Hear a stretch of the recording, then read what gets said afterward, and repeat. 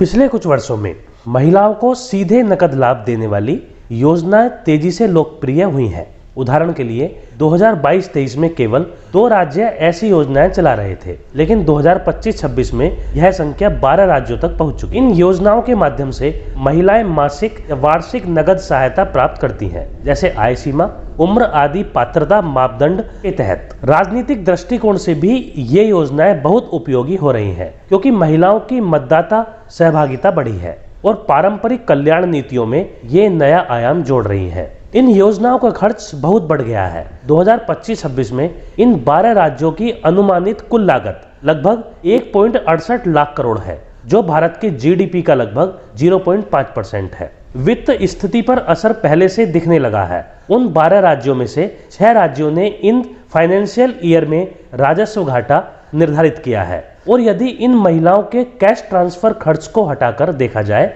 तो राजस्व संतुलन बेहतर दिखता है। उदाहरण के लिए कर्नाटक राज्य यदि इस खर्च को न माना जाए तो उसका राजस्व संतुलन बेहतर होगा, लेकिन खर्च शामिल करने पर घाटे में चलने की स्थिति बन जाती है। एक रिपोर्ट में ये कहा गया है कि कुछ राज्यों में ये महिला केंद्रित डीबीटी यानी डायरेक्ट बेनिफिट ट्रांसफर भ्रष्ट नहीं है, लेकिन उन्होंने राजनीतिक सॉफ्ट टारगेटेड उपहार की शक्ल ले ली है, जिससे पूंजीगत खर्च जैसे इंफ्रास्ट्रक्चर, स्वास्थ्य, शिक्षा पर असर पड़ सकता है। महिलाओं को सीधे नकद समर्थन देने से घरेलू स्तर पर वित्तीय सशक्तिकरण की संभावना बढ़ती है। उन्हें बैंकिंग व्यवस्था से जोड़ने, उनके निर्णय शक्ति में वृद्धि करने और घरेलू खर्च सुधार के अवसर मिल सकते हैं। यह एक तरह से लिंग समानता और सामाजिक न्याय की दिशा में कदम है, क्योंकि महिलाएं अक्सर अर्थव्यवस्था के अछूते या कम समर्थित बिखराव में पड़ी होती हैं। इसके माध्यम से वोटर आधारित राजनीतिक भागीदारी में महिलाओं की हिस्सेदारी बढ़ सकती है, जिससे लोकतांत्रिक प्रक्रिया का विस्तार होता है। हालांकि सामाजिक लाभ है, पर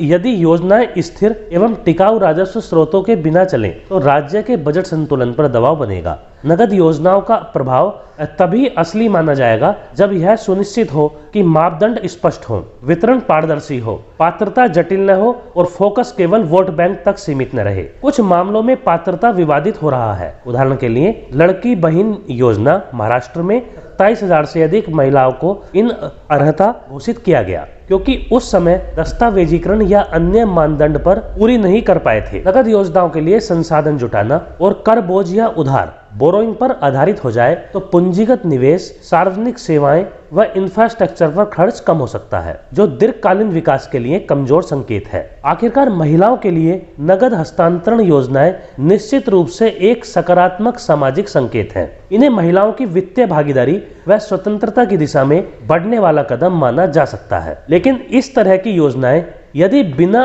सुनियोजित वित्तीय आधार व लंबी अवधि की रणनीति के लागू हों तो राज्य पर बढ़ते दबाव के रूप में सामने आ सकती हैं। इससे भविष्य में राज्यों का विकास मार्ग, सार्वजनिक सेवाओं तथा बजट स्थिरता प्रभावित हो सकती है। इसलिए सामाजिक लाभ के साथ साथ वित्तीय सतर्कता भी जरूरी है।